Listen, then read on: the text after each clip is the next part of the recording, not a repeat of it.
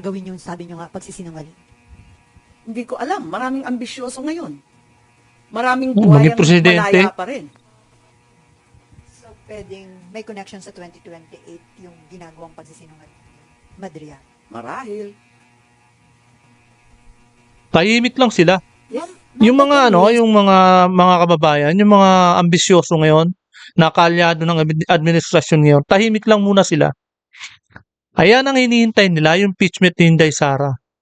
Kapag once na, wag naman sana, no? Pero kapag once na naging successful sila, dyan lalabas kung sino-sino yung mga nag-ambisyon dyan.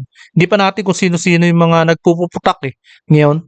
Pero malamang sa malamang, parang mga uod yan na nagsisilabasan. At magpupuputak na magkakaroon ng optics at magpapasikat. Siyempre, magpapasikat ng performance nila dahil tatakbo nga silang presidente. Yun, yung mga yun. Tahimik lang muna sila ngayon. Yun pong mga, sabi nyo nga po, truth, na hindi totoo yung sinasabi ni Madriaga. Are you also questioning his credibility bilang witness doon sa impeachment hearing? Ganyang klase bang mga testigo ang ihaharap sa Senado? Mahiya naman sila. Bagsak na agad. Ganyang klase, wala na. Bagsak Yung na. kahapon po na hearing, yun nga po as mentioned earlier, iwas po yung mga congressman daw na pag-usapan yung credibility. Meron pa pong na-strike off the record ng mga comments about credibility of Madriaga. Do you agree with that, ma'am? Pasensya, hindi ko napakinggan yung hearing kahapon dahil may hearing rin tayo dito yung tungkol sa Roblox, di ba? At naghahanap nga ako ng IME solution na matapos na kasi mga kabataan na nakasalalay dun eh. Pero yun nga, binalita sa akin na kung ano-anong claim, dinawit pa yung pangalan ko, dinamay pa kami na hindi naman totoo. Talagang kinailangan talaga na tuwirin itong kabugtutan. Yes.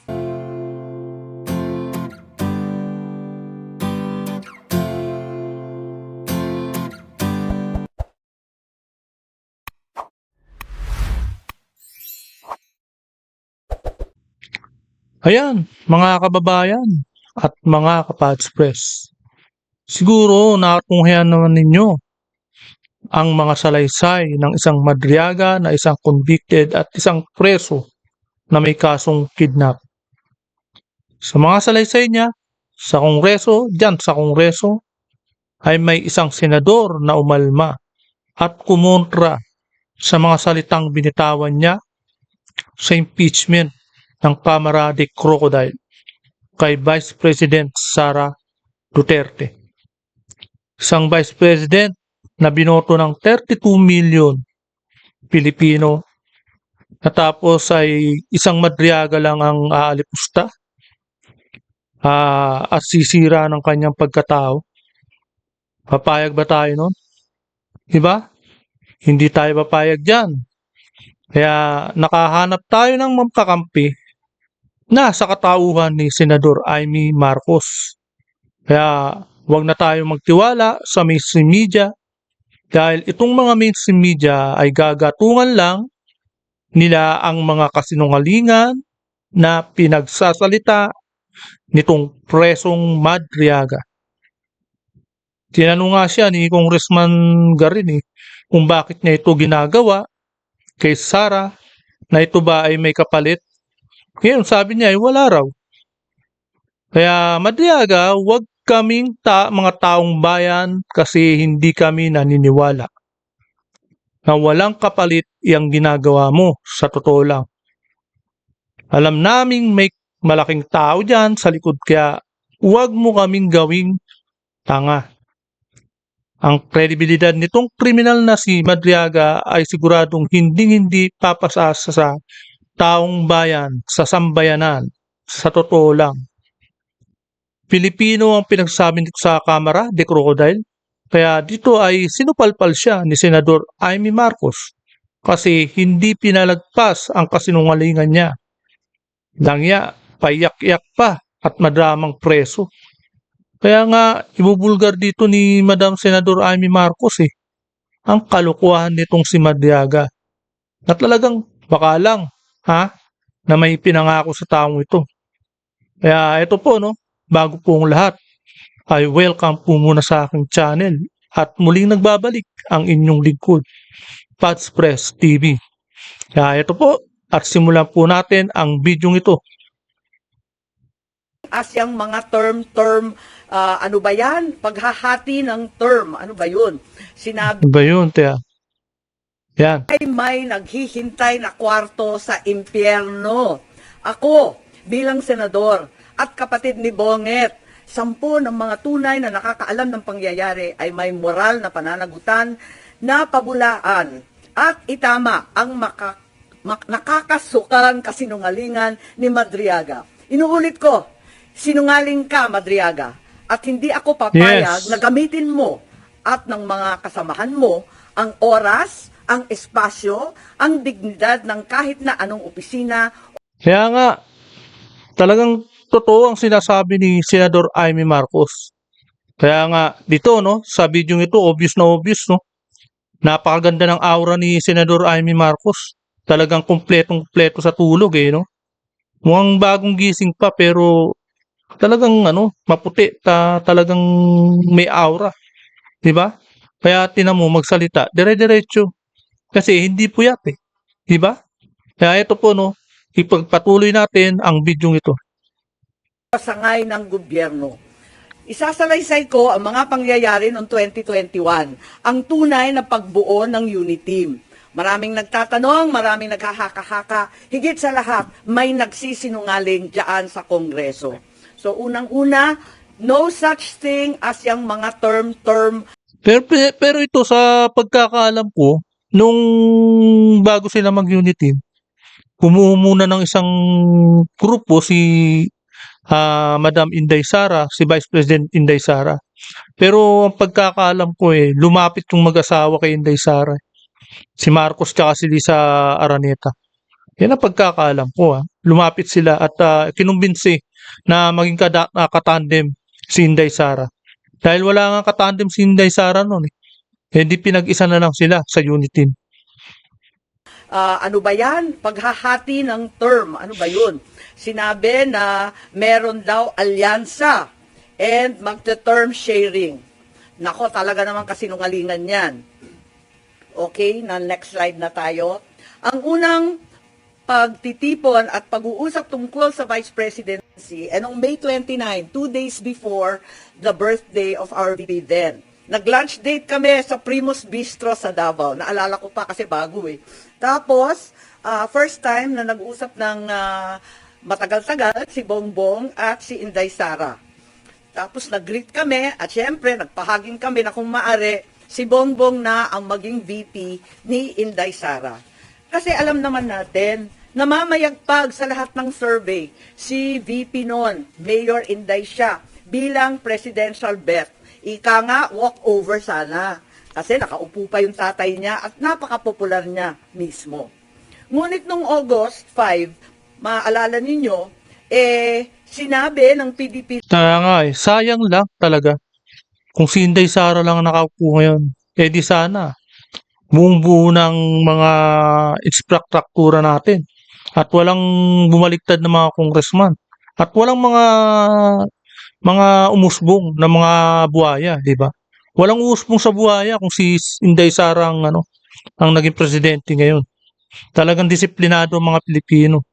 Di ubos na sana yung mga linta sa bayan na to. laban, ine-endorso si Bongo and Rodrigo Duterte as VP. Yun ang official statement. Pero ang walang hiyang Madriaga na yan, ang sabi a few months before November 21, nakumbinsi ni Bongbong si PRRD na si Inday ang maging VP sa kanya. Hindi ko talaga maintindihan ang pinagsasabi niyan. Maliwanag na ang PDP Kalokohan no? Kumbaga si dating President Rodrigo Duterte pa ang nagmamakaawa. 'Di ba? Siya pa yung lalapit. Napaka-imposible kasi kumbaga sa survey talagang nag-aano sila nangunguna Bakit pa lalapit sa kanila? 'Di ba? Kumbaga subok na si PRRD noon Hindi niya na kailangang magmakaawa sa isang Hindi naman, kumbaga kagaya ni Marcos. Hindi niya na kailangan lumapit sa kagaya ni Marcos noon. May sariling lakad, may sariling mga kandidato, hinding-hindi si Bongbong. Nag-umpisa kami mag-usap-usap sa isang GC noong September 7. Nag-uusap na kami, pero nag-decide ako, mag-GC na tayo. At sa awa ng Diyos, kahapon, sa yamot ko, sa inis ko dyan, sa sinungaling na yan, na hanap ko ang aking lumang cellphone, andito. At as usual, Samsung na may note. At nakita ko yung aming pagte-text. Yan, nabuo ang isang grupo kasama ng ilang kamag-anak, na kamag-anak rin ni Inday, kamag-anak rin namin. Makikita nyo, September 8, dineklara na Go Duterte na ang standard bearer. Walang Bongbong, walang Sara. Ang sinungaling talaga. Pagkatapos, September 10, sabi nga, duda na si Presidente o si Sara ay tatakbo. Sinabi ni Mayora noon na silang mag-ama may deal. Isa lang ang tatakbo sa kanila sa national. Hindi ko maintindihan ang mga claim nitong taong ito. Tapos, in-endorse, September 19, magulo talagang panahon na yun eh. Si Pacquiao naman ang in-endorso. September 28, nag-usap-usap kami sa bahay, andyan si Bongbong, yung kamag-anak namin, si Mike. Hindi natuloy yung yung endorso kay Pacquiao di ba?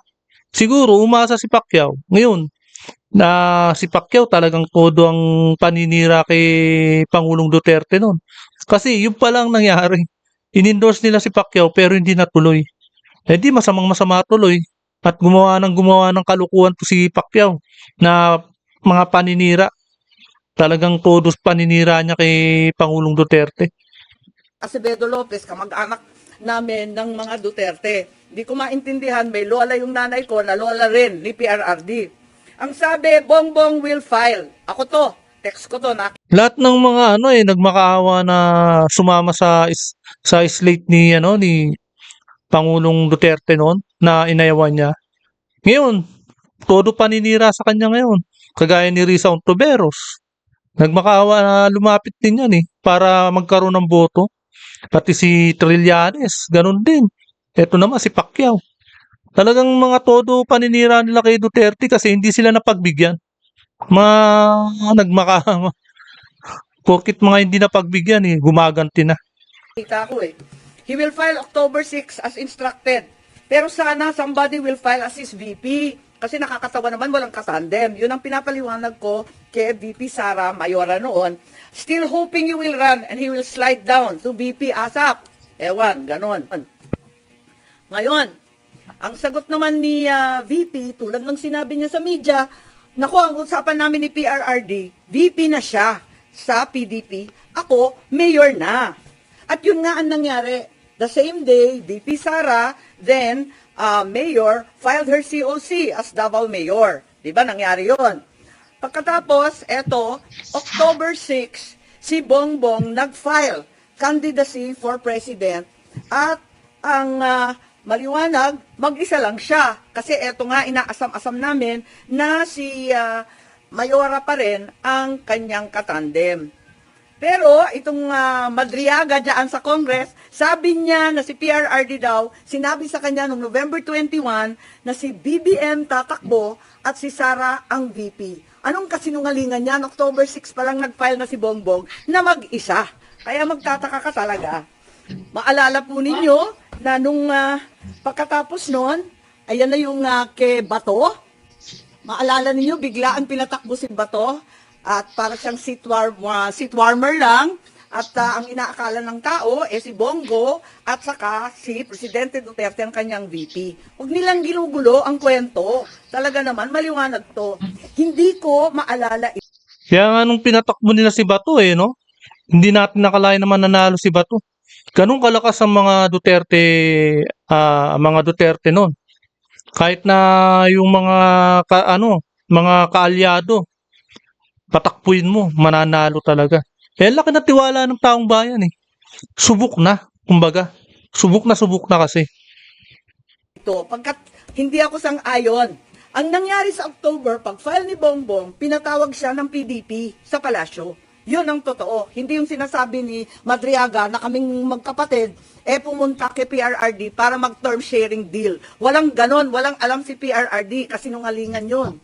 Ang Kaya nga, nangyari, sinungaling nung talaga. si Bongbong, tinanong siya ni PRRD, tatakbo ka ba? Tapos sabi niya, oo, nag-file na po. Nandun yung PDP, si Alcusi, si Bongo, si Medjaldea yata. Wala ako Kasi ayokong pumunta si Bongbong, sabi ko sa kanya, hoy, wag kang pupunta dyan. Sabi niya, nakakahiya naman ang nagpapatawag sa Pangulo. Sabi ko, kukuyugin ka lang ng PDP, pipilitin kayo. Wag ka nang pumunta. Tapos, napakiusapan yata at pumunta siya nung una. Second time, pumunta rin siya. Pinatawag na naman siya kung talagang ayaw niya. Dalawa lang option. Manatili siyang presidente, pero ang kanyang vice president si Bongo, ang buong cabinet hawak ni Bongo. Parang ganun yung kwento. Hindi ko maalala kasi yun nga, hindi naman ako sang-ayon doon sa pagpunta niya. Tapos, yung isang option, Bongo for president, si Bongbong na lang ang vice. Parang ganun ang pinag-uusapan ng PDP. Si presidente, tinatanong ko si Bongbong, anong sabi naman ni PRRD? Sabi niya, wala naman sinasabi masyado, sinabihan na lang akong good luck kung tatakbo ka. Parang ganun. Sabi ko, umuo ka ba o hindi? Sabi niya, ano pang gagawin ko? Di umuo ka. Wala naman siyang imit. Later on, ang pagkasabi ng mga PDP, parang nagkasundo na daw sila ni Bongbong at na-on raw sila. Pero wala ako doon. Kwento lang ni Bongbong, pagkatapos ng meeting niya, pumunta sa bahay namin. Ngayon, tuloy-tuloy, porsigido pa rin ako na si VP Sara ang maging katandem ni Bongbong. Kinukulit ko siya. Tapos, nung bandang October 27, kasi nga nabalitaan na pinapatawag ng PDP si Bongbong, nagtatanong, sure ka ba na aatras si BBM sa PDP talks? Ayan, andito sa telepono ko. Andyan, nakikita ba? Ayan. Oo nga, grabe sa media. Hindi ko naman iniinsulto yung PDP, pero tapos na yung mga salita-salitang ganyan. Tapos, ang sabi ni Mayora noon, duda ko, mahina akong vice president. Sabi ko, mahina kang vice president kasi gusto naming lahat president ka. Magpa-survey ka. Dapat pala, naging president nahanap ko na lang. Andito pa, pinaprint ko ulit yung mga survey. Nagpagawa pa siya ng survey. Hirap na hirap nga kami magpa-survey pagkat, eto nga, talagang undas nun All Saints Day noon, ang hirap maghagilap ng tao, pero kahit pa paano, nakapag-produce kami. Sa bagay, inamin niya naman no, na nagmakaawa siya kay PRRD dahil nga si Bongbong Marcos gumagamit ng pulburon, di ba? Nagmakaawa siya dahil napangalanan nga ni PRRD na sa mga tawag doon tokhang list na kasama si Bongbong Marcos noon. Ito naman si Jaime Marcos, ang mali niya, nagmakaawa pa. Talagang ipinagtulakan niya pa si Bongbong Marcos na maging presidente. Sayang lang no? Dapat hindi niya na tinuloy. At kung alam niyang, siyempre, hindi na magbabago hindi na kahit na rehab hindi na magpaparehab. Malamang sa malamang nabudol talaga. Kumbaga si Senador Amy Marcos, medyo nabudol din kasi akala niya magbabago nga pag naging presidente to. Yun lang, talagang nung maging presidente nga ito, mas lalong lumala ang problema niya sa paggamit ng pulburon. Damay pa ang buong bayan sa kalukuhan na ginagawa niya. Lugmok ang ekonomiya at lugmok na lugmok ang bansang Pilipinas ngayon. Grabe. Ng survey at ng presentation noong November 3 na tama nga ang kutob niya, mahina siya bilang vice-presidente kesa sa presidente. Kasi na-disappoint yung mga Sara All. Alam naman natin yon. Pero sabi ko, malakas ka pa rin. Walang tatalo sa'yo. At walang katapat. Panay ang usap namin kung anong gagawin, kung anong dapat. At walang kinalaman to sa PDP at PRRD. May kanya-kanyang landas to Talagang magulo nun Makita ninyo, November 9, si Mayora nag-withdraw from the mayoralty race, Baste replaced her. So hindi ko alam yung mga November 21 ng Madriaga na yan. Pagkatapos noon, makita ninyo ang ating vice-presidente nag-resign sa Hugpong. Ayun, November 10 din yan. Tapos, noong November 11, sa isang kasal ng anak ni Senator Revilla, si Inday Sara sumali sa Lakas CMD para meron na siyang national party. Naghahanda na siya. Ayun. Pagkatapos niyan, nag-happy birthday na naman siya sa GC, ano? Happy birthday, Senator Amy. Many, many happy returns. Tapos, tinatanong ako sa telepono, ano naman ang birthday wish mo? Eh sabi ko, birthday wish ko, same as last year, Inday for President. So, hanggang sa dulo talaga, pinagpipilitan namin na siya talaga. Ayun. Tapos, November 12, ang liwanag naman ng statement ng aking kapatid. No to possible term sharing. Kaya tumigil ang mga nagchichismis ng kalokohan. Bakit magti-term sharing? Pinipilit nga namin na yung buong term, ang pagiging Pangulo, para kay Inday. Makikihati pa siya. Saan naman kalokohan ng galing yon? This is not a good Oh. formula for stability. Tama yon. And the reason why 6 years is there is for the Kaso, ang talagang nangyari, hindi si Bongbong Marcos ang may gustong maging presidente siya eh. Alam nyo naman kung sino-sino yun, di ba? Yung mga nakapaligid sa kanya. Talagang nakaplano na rin eh. Na kapag naging presidente to, si Bongbong Marcos, alam na natin ang gagawin natin. Siyempre, kanya-kanyang palakasan blues. Kaya nga umalis si Atty. Vic Rodriguez eh. Dahil kumbaga masalimut na problema na ang mangyayari. Nabasa na ni Atty. Vic Rodriguez na mangyayari na walang validation o evaluation na mangyayari pagdating sa mga cabinet secretary na i-hire nila, na kukunin nila. Palakasan eh.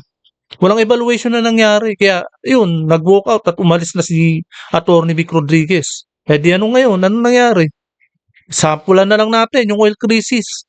Ano ba ang nangyari? Di ba? May alam ba sa mga solusyon yung secretary ngayon? Wala. Ilang buwan na, wala pa re-resolve, hindi pa nare-resolve. Di ba? Anong action? Delay ang action nila kasi hindi marunong yung secretary natin. Hindi marunong, kumbaga nga incompetence ng yung DOS secretary natin eh. policies of government to continue. Ayan continue. And if we change government, magkakagulo. Ayan. Yan ang statement ni Bongbong, November 12. So, hindi ko maintindihan saan nagmula yan term sharing na kabulastugan na yan. November 13 pa, Go takes over as PDP laban presidential candidate. Talagang walang kinalaman sa PDP, walang alam ang dating Pangulo. Ayan, November 14, very publicly, pikon na pikon si Presidente at hindi niya alam ang pangyayari. Kasalanan po namin yon. Sara did not consult him on the Nabigla 2023 di ba? plans. Bigla. Sasabihin ko ang rason, di ako makasuporta. Ayan, binabanatan na naman niya. Kita naman natin November 14 na yan. Ewan ko kung saan yung kasunduan na pinagsasabi na kinumbinsi ni Bongbong o kinumbinsi si Bongbong. Pati yung sinungaling, nagkabuhol-buhol na. Hindi naman I'm sure yung sinumbinsi. pagtakbo, desisyon ni na Bongbong. Totoo naman, ang kulit-kulit kaya namin. Yung yung hindi pa malakas sa boto hindi pa malakas sa survey, kukumbinsihin mo. Ikaw pa magmamakawa sa ganung klaseng kagaya ni Bongbong Marcos. Hindi naman malakas noon yan eh.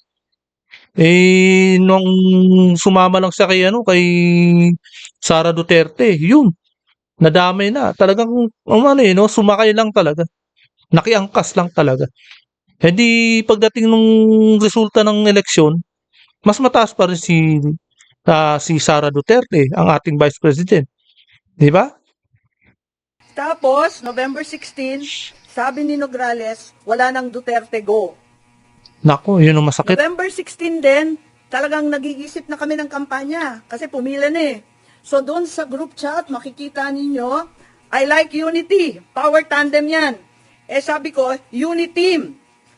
Tapos sabi, only team. Okay, ilabas ko na to. Uniteam na tayo. At doon nagmula yung uniteam, November 16. Okay? So, hindi ko maintindihan yung November 21, nangangampanya na by November 21. Malapit na rin.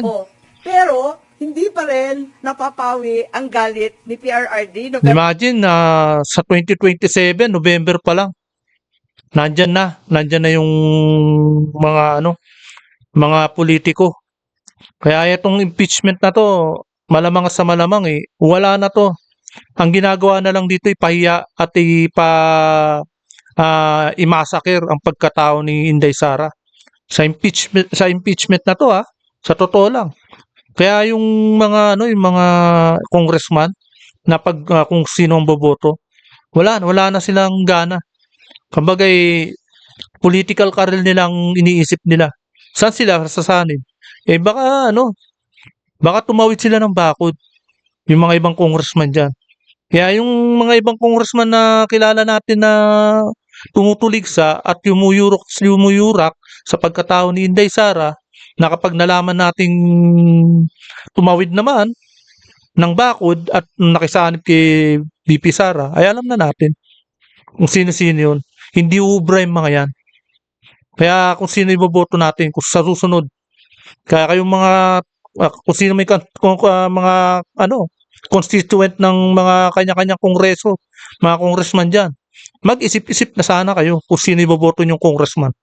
18, bumabanat pa rin kay Bongbong. Asan ang pagkakasundo dyan?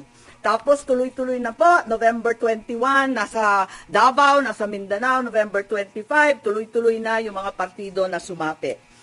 At finally, matagal to December 14, tsaka lang nag-withdraw at umatras si Bongo bilang presidente. Kaya gusto ko lang i-tweet itong mga kabuktutan na mga ito at sasabihin ko lang na pawang kasinungalingan ang pinagbibitaw ng Madriagang yan. Kung meron mang itinuro ang Talaga kasaysayan lang. sa isang Marcos katulad ko, yun ay maging tapat sa bayan at sa iyong prinsipyo.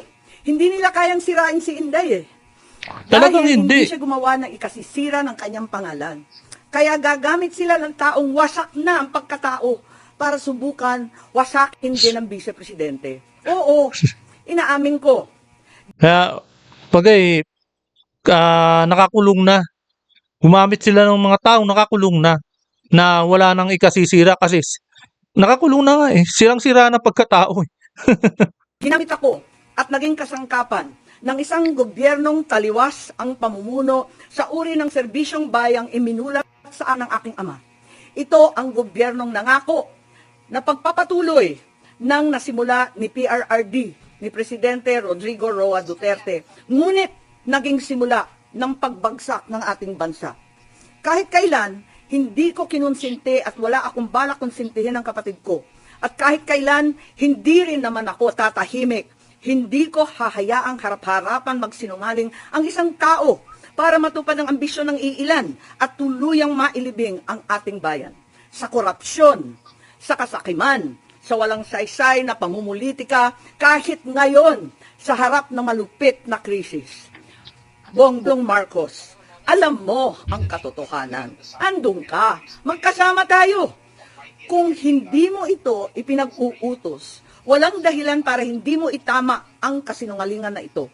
Huwag mong konsintihin ang mga politikong ginagamit ang sinungaling na si Madriaga. Yun, 'di ba?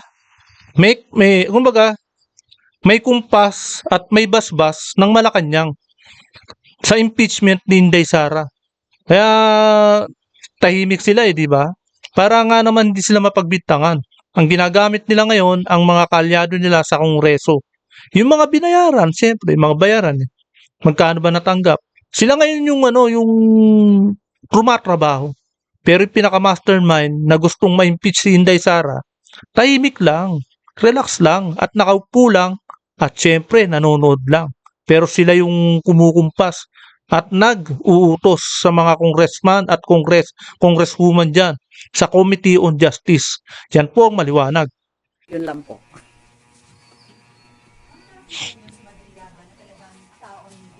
Huhi! Sino ba yun? Doon sa ginawa niyo ngayon na press con, di ba possible na umakyat dito sa Senate yung impeachment case, hindi kaya ma-question na yung inyong pagiging impeachment judge. Ang totoo, hindi ko maintindihan kung anong koneksyon nito sa impeachment case. Ang sinasabi ko lang, yung katotohanan tungkol sa mga pangyayari ng 2021 na walang kinalaman sa impeachment. Mananatiling akong juror at judge at pakikinggan ko yung ebidensya nila. Pero sa aking tingin, wala naman tong koneksyon at hindi naman yata bawal magsabi ng totoo. Kasi Ma'am Dulce, Oo nga eh. iwas na iwas sila na yung mga possible probing question, yung pag-question sa credibility. Walang connection sa impeachment. Sa Senate daw dapat pag-usapan yung credibility ni Madriaga bilang testigo. Oo, yun. Ang sinasabi ko lang, yung mga claim niya, alam na alam ko na hindi Sinungaling totoo. kasi. At palagay ko, walang koneksyon sa impeachment. Yung mga pinagsasabi. Ilag na ilag rin ako katulad ng ibang senador na mag-comment whether pro or con. Pero sa mga linashala, itong mga impormasyon niya, Ingat na ingat si Senador Amy Marcos. Pero yung mga congressman, hindi sila ingat-ingat sa ginagawa nila ngayon na nagkakaroon ng trial. Siyempre, isang araw pa lang, wala pang responde ng Supreme Court. Pero pag napanood ng Supreme Court yan, sa malamang at sa malamang, di ba, mga kababayan, na pinapanood na sila ng Supreme Court at minamatyagan na sila. Di ba? Ngayon, nasa Supreme Court na yung mga petisyon ni Inday Sara. Ngayon, pagka once na lalapit uli yan, yung mga kaalyado ni Inday Sara, yung mga attorney, yung mga magagaling nating attorney, na sila attorney Topacio, sana lumapit uli sila sa Supreme Court at ipakita yung mga hearing na yan sa Supreme Court para malaman ng Supreme Court na mali talaga yung pinaggagawa nila dyan. Yan, naka-video pa, di ba? Yung pag-ano nila kay Madriaga. Nagkaroon pa sila ng subpoena sa mga taong wala na may ebidensya. Fishing expedition nga ang tawag nangyayari. Iyan ang dapat makita ng Supreme Court. tungkol sa term sharing, tungkol sa kasunduan, tungkol sa pag-uusap at meeting-meeting. Alam ko kasi yan hindi naman totoo. So, do you think sinong gumagamit kay Madriaga para gawin yung sabi nyo nga pagsisinungaling? Hindi ko alam. Maraming ambisyoso ngayon. Maraming Maging buhayang presidente. malaya pa rin. So, pwedeng may connection sa 2028 yung ginagawang pagsisinungaling ni Madriaga. Marahil. Tahimik lang sila. Yes. Yung mga kababayan, yung mga ambisyoso ngayon, na kaalyado ng administrasyon ngayon, tahimik lang muna sila. Ayan ang hinihintay nila, yung impeachment ni Inday Sara. Kapag once na, wag naman sana, pero kapag once na naging successful sila, dyan lalabas kung sino-sino yung mga nag-ambisyon dyan. Hindi pa natin kung sino-sino yung mga nagpupuputak ngayon. Pero malamang sa malamang, parang mga uod yan na nagsisilabasan. At magpupuputak na magkakaroon ng optics at magpapasikat. Siyempre, magpapasikat ng performance nila dahil tatakbo nga silang presidente. Yun, yung mga yun. Tahimik lang muna sila ngayon. Yun pong mga, sabi nyo nga po, truth, na hindi totoo yung sinasabi ni Madriaga. Are you also questioning his credibility bilang witness doon sa impeachment hearing? Ganyang klase bang mga testigo ang ihaharap sa Senado? Mahiya naman sila. Bagsak na agad. Ganyang klase, wala na. Bagsak Yung na. kahapon po na hearing, yun nga po as mentioned earlier, iwas po yung mga congressman daw na pag-usapan yung credibility. Meron pa pong na-strike off the record ng mga comments about credibility of Madriaga. Do you agree with that, ma'am? Pasensya, hindi ko napakinggan yung hearing kahapon dahil may hearing rin tayo dito yung tungkol sa Roblox, di ba? At naghahanap nga ako ng IME solution na matapos na kasi mga kabataan na nakasalalay dun Pero yun nga, binalita sa akin na kung ano-anong claim, dinawit pa yung pangalan ko, dinamay pa kami na hindi naman totoo. Talagang kinailangan talaga na tuwirin itong kabuktutan. Yes.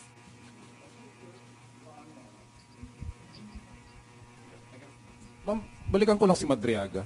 Kasi kahapon nagpakita sila ng mga series of pictures and even videos na talagang kung titingnan mo, kasama siya sa inner circle ni Vice President before, during, and after.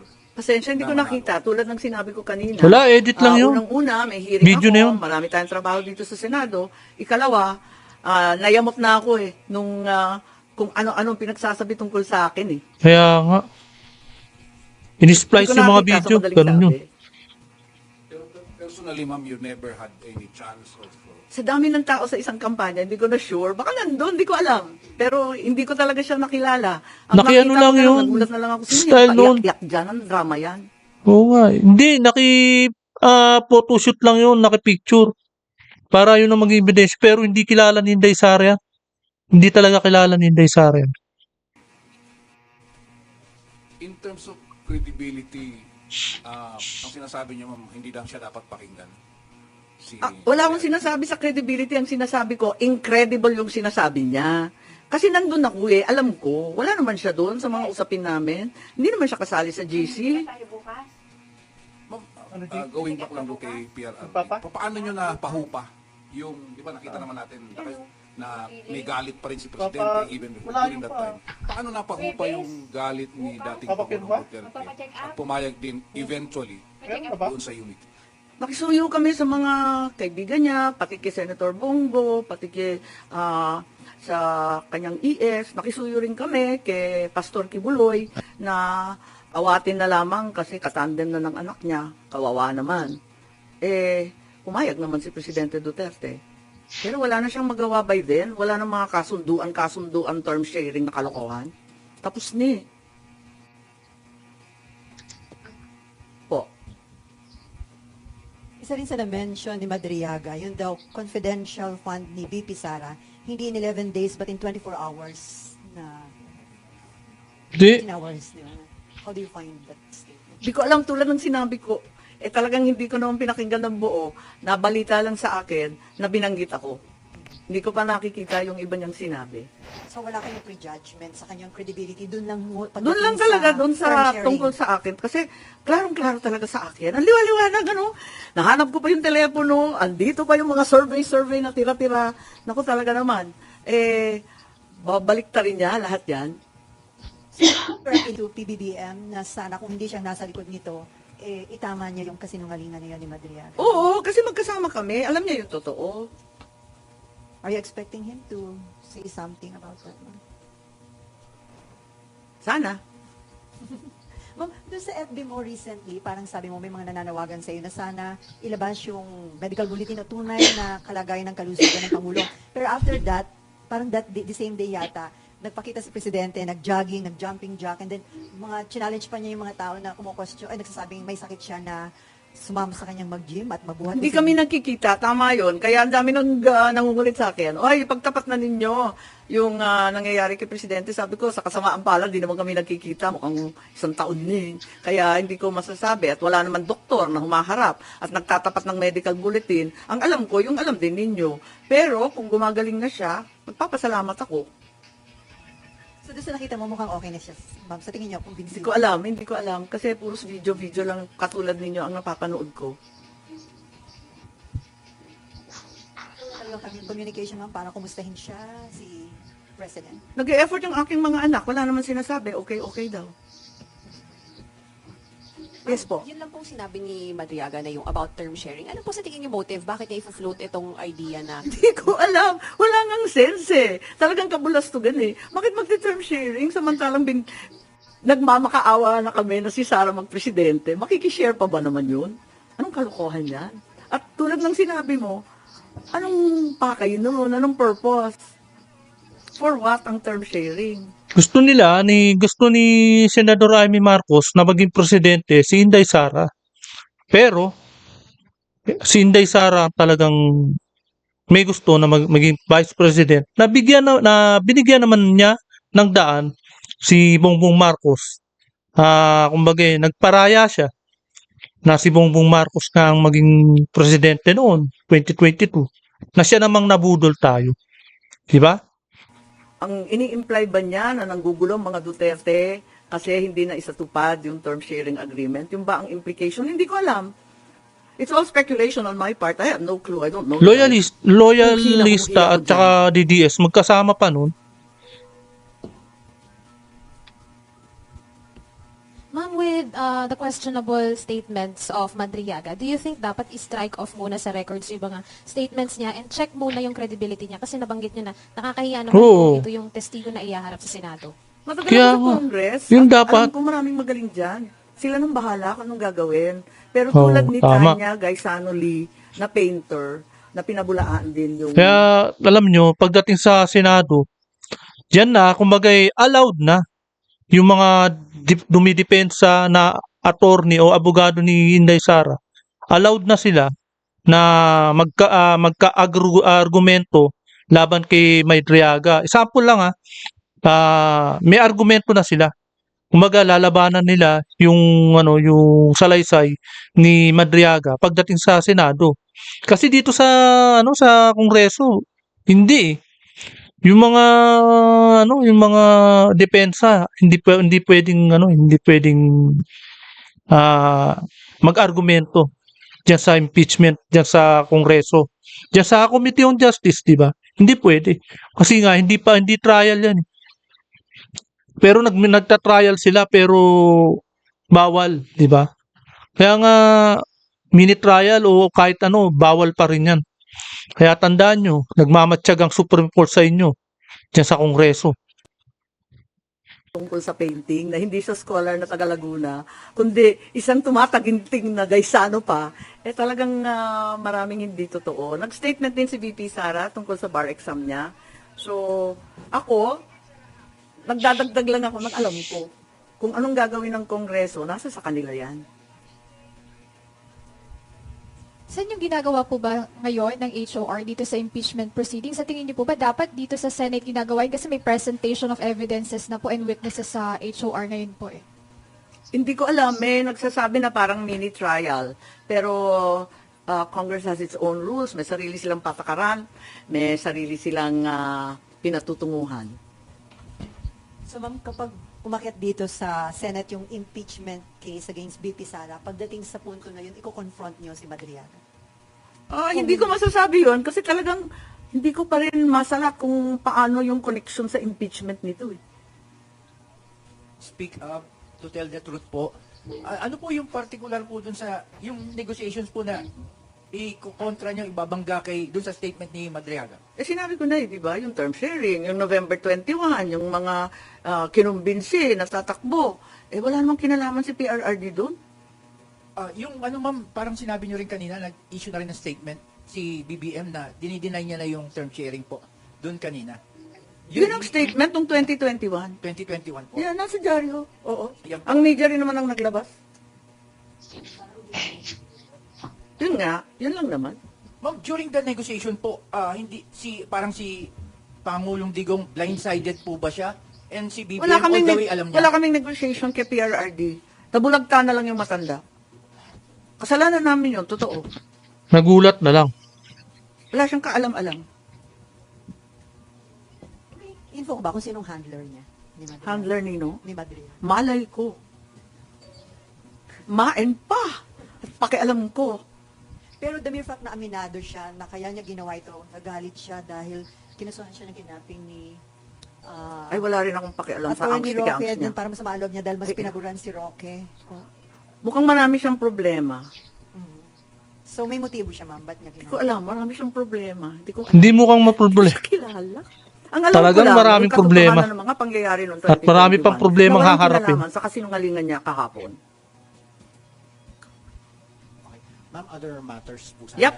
Are you satisfied by yung naging actions ng Department of Energy after the protect hearing last Monday? And after mo sila i-call out dun sa mga specific issues na ni-raise mo? Hindi, meron kasi nagreklamo sa akin, hindi daw mapirmahan yung kanyang kontrata ba yun o approval sa additional energy something, hindi ko naman masyadong maintindihan. Mabilis lang. Sabi, ma'am, 2 araw lang silang pumapasok dyan sa PNOC at DOE. Hindi ka makapagpapirma. Yan. Sabi ko, ganun ba? Sure ka? Sila pa yung lead agency, sila pa yung 2 araw. Nagulat ako. Nung chinek ko, Kaya talagang nga. may department order.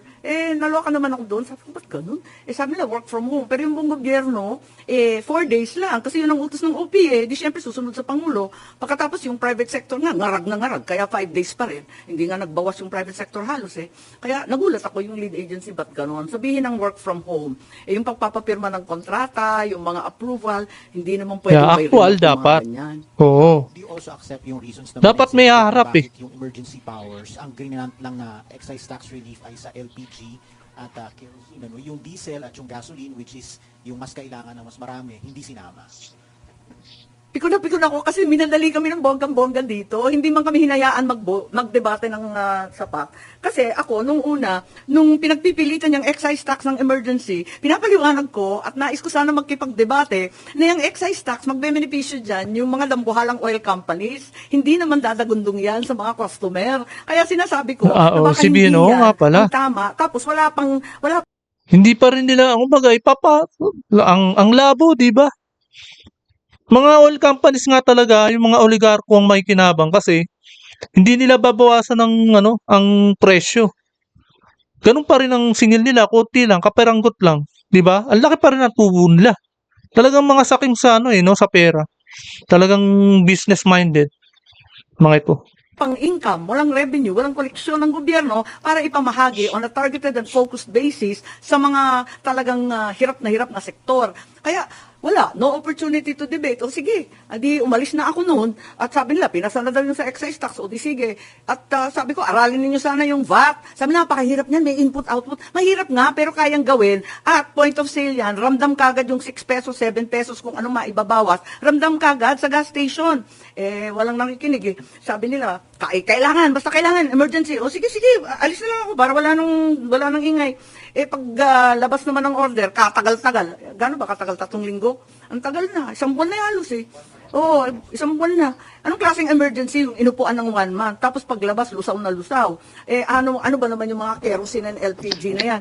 Ang kailangan talaga, dumaan na at lumipas ang anihan. Wala talagang makuhang krudo. Kabubukas lang ng open season ng ating mga ngisda, ayan na naman, wala ring krudo, kaya wala nang nagpapalaot. Ano ba naman to? Talaga naman lahat ng kinailangan mo, yung diesel at yung gasolina, walang tulong.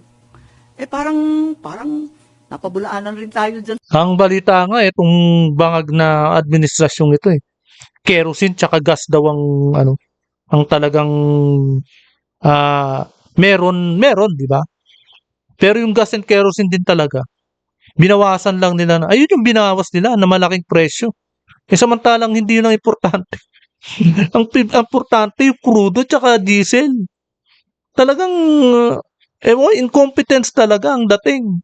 Sa excise tax and VAT hindi totoong tax exemption to Hindi mahalagang kerosene tsaka gas. Yung magiging foregone revenue, parang nag-iingat. Yun nga, naintindihan ko, ingat na ingat sa foregone revenue kasi nga wala ngang koleksyon. Pero, ganun pa man, hindi ko maintindihan, pinagmamalaki nila pa ulit-ulit, 238 billion ang remainder balance from 2025 GAA and 2026 we can free up. May presidential assistance, may DSWD, may DA, blah, blah, blah. Pwedeng EFLR, pwedeng ganito. Basta tumataginting na 238 billion ang sinasabi. May pera pala kayo Ba't kayo abalang-abala? Kukunti lang naman yung VAT na yan. Kung 3 buwan lang, sabihin natin. At yung excise tax, hindi naman zero. Bawasan man lang, konting tulong lang sa tao, sa magsasaka, sa mangingisda, sa transport sector, yung mga tricycle.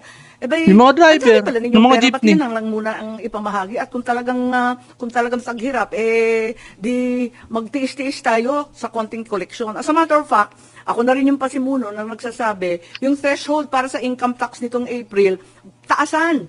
Masyado naman mababa yung 200,000 sa presyong ganito ng pagkain at gasolina. Taasan sa 500, yung mga bonuses. Ganun din, pati yung 13-month pay. Pwede ba taasan sa 200,000?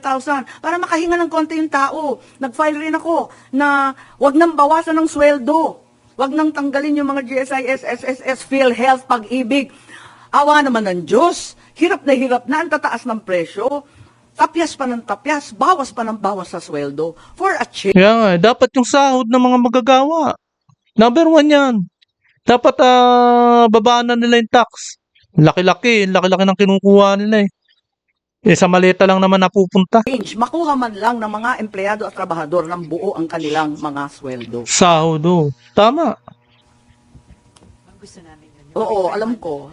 Kasi maraming pumapalakpak ng tenga. Ayun. Ma'am, kahit may panawagan kayo na direkta ng mag-order tayo, mag-purchase ng oil sa Russia, pero still, according to Energy Secretary Garin, nakipag-coordinate siya sa DFA para i-request na magkaroon ng another window or extension doon sa sanction waiver. Kaibigan ko si Sharon pero hindi ko siya gets ha, promise ha. Di ba kahapon, andun na sa Russia si Prabowo ng Indonesia. Ba't sa kanya pwede? Ba tayo hindi? Di ba may ambassador rin tayong Russian na narito, very cooperative, parati nakikipag-meeting yan. Meron rin tayong ambassador doon sa Moscow. Pauwiin na natin lahat yan kung via Washington DC ang ating negosasyon sa Russia. Hindi ko talaga maintindihan. So, hiningi ko kay Secretary Lazaro, kasi sabi ng DOE, they're only deferring to the opinion of DFA. Pues, DFA, pwede ba? Ipaliwanag nyo sa amin yan at hindi ko talaga maintindihan. Hindi ko alam sa kanila. So, ang implication nun, mas magiging... Pero hindi tayo tako at mabomba. Halabira pa rin ang EDCA. So, pagka ganun, mas mabagal yung proseso ng pag... Eh, di ba Nakakatakot emergency yun, nga? Urgent nga. Di ba? Sabi nga sa Jensan, sa Zamboanga, wala na, patay na ang industriya ng commercial and even municipal fishing. Wala na sa isang Kawawa. linggo. Uuwi na silang lahat. Wala nang kayang bumili ng krudo. At ang sabi, hindi, kasi kailangan pumunta sa Washington DC, kausapin yung, ano yun, State Department, Department of Trade, Department of, maraming department, 2 department ang sinabi, nakalimutan ko na nayamot ako Basta 2 department ang pakikisuyuan doon sa US, tapos babalik yung ambassador natin sa Washington, tapos pupunta na naman sa Russia kung okay ba, tapos mangungontrata tayo. Ano ba yun ang gulo-gulo? Bakit yung Petron? Dire-diretso si Ramon Ang dala ng ikalawa ng shipload para sa Petron. Bakit kaya ng private, hindi kaya ng gobyerno? Di ko gets. Ma'am, ipagdating po kaya sa mga paayuda, kahapon po kasi sabi ni Senator Tulfo, concern niya yung pag-sustain ng ayuda. Pag na-trigger din daw po sakaling bayanihan, saan daw po kukunin yung pera para sa mga sektor. Do you have the same sentiment po? Oo, totoo naman, may hangganan talaga ang pagbibigay ng ayuda, unfortunately. Oo, nauubos Yun nga ang pinangangambahan. Pero wag naman idamot yung 238. Kasi ang problema naman kasi sa ayuda, palabas-labas Wala, puro out lang, puro palabas lang ng pera. Di kagaya nung sa mga tax, di ba? Kapag inano mo yan, sa ayuda kasi, hindi naman lahat na nabibigyan Palakasan din at napupunta rin sa bulsa ng kanilang mga leader dyan. Di ba? Hindi kagaya sa tax, lahat nakikinabang. Umaasenso pa yung ekonomiya, di ba? Bilyon. Andyan na yan. Ikalawa, sino bang binibigyan? Kasi nalilito ako Kasi Oo di ba nga transport, Kung sino yung binibigyan? mga commuter, yan ang dapat talaga bigyan kaagad. Hindi naman sila nakikinabang, hindi ko maintindihan. Akala ko nga, pag angkat ng oil galing sa Russia, diretso nang ibebenta ng gobyerno sa ating mga sektor Motorista. na nangangailangan. Yung pala, dadaan pa sa mga private oil companies, pagkikitaan Ay, pa, wala rin. papatungan pa, may Wala. cartelization, May may patong. collusion, ano ba talaga? Kaya, ewan ko, Walang hindi ko kwenta. talaga maintindihan kung ano talaga ang nangyayari. Pinagmamalaki nila, marami silang pera. Bakit yung ayuda, 10,000 people lang ang recipient? Pagkatapos yung binibigyan, ibibigay sa may-ari ng malalaking bus company. Pero yung driver, wala. Yung mga mismong operator ng jeep, wala. Hindi ko talaga maintindihan. Kanino bang listahan yan? Ma'am, so dapat po ba pati po yung oil deregulation law, i-repeal na rin po o amyendahan? Well, meron akong final. Hindi total deregulation, hindi na pwede 'yon, yung katulad nung sinasabi ni Senate President. Para sa akin kasi, kailangan hinay-hinay sa oil deregulation. Ang akin muna sa unbundling. Kailangan may transparency. Paliwanag naman ng ating mga oil companies. Bakit 280% ang increase ng crudo, ng diesel, yung gasolina 200%? Bakit naman nagkaganoon? Bakit yung ating mga kapitbahay sa ASEAN 20%, pinakamataas na 30%. Bakit sa atin 100%? Hindi ko maintindihan Kaya siguro kinakailangan at sinulat ko doon, unbundling katulad ng ginagawa sa kuryente, ipaliwanag yung ibang items, bakit nadagdagan ng labis-labis. At tignan natin kung totoo, unbundle our rates. And at the same time, conduct hearings. Kapag magtataas, sasabihin na naman, di ba, next week, meron na namang pagtaas ng presyo. Karo-rollback lang, itataas na naman. Ano ba ito? Parang nakakahilo na tong tsubibong to. Next week, sabi, itataas na naman. May paliwanag ba? May hearing ba? Nag-audit ba yung DOE? Bakit basta-basta na lang Walang ginagawa. Hindi naman pwedeng ganun. So ma'am, naniniwala kayo may cartel sa oil industry? Hindi ko alam. Kailangan alamin at kinakailangan magka-hearing, kailangan may transparency, may accountability. Hindi ko lang ubos maisip bakit tayo ang pinakamahalang langis sa buong ASEAN, sa buong Asia Pacific. According to Senator Wing Gatchalian, para matulungan din yung mga middle class, i-absorb muna ng government yung premium sa SSS at GSIS ng mga empleyado. Well, sinabi ko na yan di ba? Yung SSS, GSIS, yung PhilHealth, yung pag-ibig, lahat ng bawas sa sweldo. Wag muna, moratorium muna, maawat mahabag. Tatlong lang, at least, malaki-laki rin yun. tayo. Hindi natin alam kung gaano katagal to. Pag-usapan natin sa pagkatapos ng isang quarter. Pero pagbigyan muna ng 3 buwan na makaraos. Laking bagay Alam din yun. niyo, ang problema dito, tumatanda na rin ako, dinaanan na kasi natin to Ito kumbaga ay third oil shock na natin. Ang unang nangyari, 1974, tapos 1979, nakita ko, kasama ako ng aking ama, na umiikot ng mundo, humihingi ng langis. Kaya, hindi to bago sa akin Kaya nagtataka rin ako, bakit hindi na lang tayo dumediretso sa Brunei, Indonesia, sa Russia, Singapore sa China. dapat Marami naman tayong kaibigan, humingi naman tayo at pakiusap. Yung nung suggestion ni ni panukala ni Senador Marcoleta. Yun, maganda yun. Totoo lang makakamura tayo sa Singapore. Tamad lang talaga ang DOE, sa totoo lang. At naman tayo natatakot sa kung sino-sino. Di ba kaibigan naman natin ng US, ba't tayo natatakot?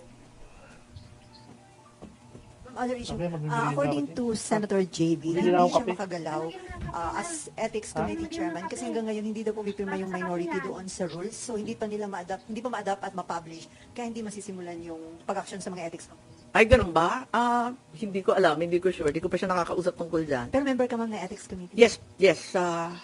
Tatlo ba kami? Si BG, si Marcoleta, saka ako. Oo. Parang kaming tatlo. So ma'am, hindi ka pa pumipirma dun sa rules? Hindi ko alam kasi ilang beses na pinalitan Hindi ko na maalala. Kailangan siguro mag-usap, hindi ko alam. Pero kung handa ano kang nang pumipirma latest. dun ma'am sa rules? I don't know, ano nang latest version kasi?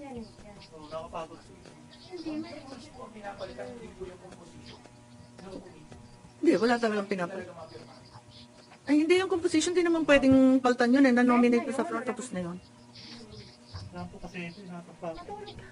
So, yung Roblox. Wala talaga. Well, kahapon ang kasunduan, bigyan ng palugid ng 3 buwan, which to me, reasonable kung talagang maisasatupad yung mga pinapangako nilang mga safety measures na madaling intindihin at gamitin ng mga parents, di pagbigyan natin, full disclosure nga, sabi ko, kasi nag-operate ako ng animation at game development studio. Gustong-gusto ko sana yung Roblox yan. Kasi binibigyan ka ng pagkakataon at kapangyarihan na gumawa ng sarili mong game. Ang bongga. Ako rin ang author kasi ng Creative Industries Law. Gusto ko yan. Kaya lang, kung nakakasama na sa mga bata, brainwash o di kaya sinusuyo ng mga sexual predator, ibang usapan na yan. Hindi po pwede yan. Okay. Ang mahiwagang phone, nahanap ko ng kahapon. Would you believe? Akala ko deleted. Mahal pa rin ang phone. Kahit luma na yung cellphone na nawawala ni Senator Amy. Mahal pa rin yan. Maganda pa rin.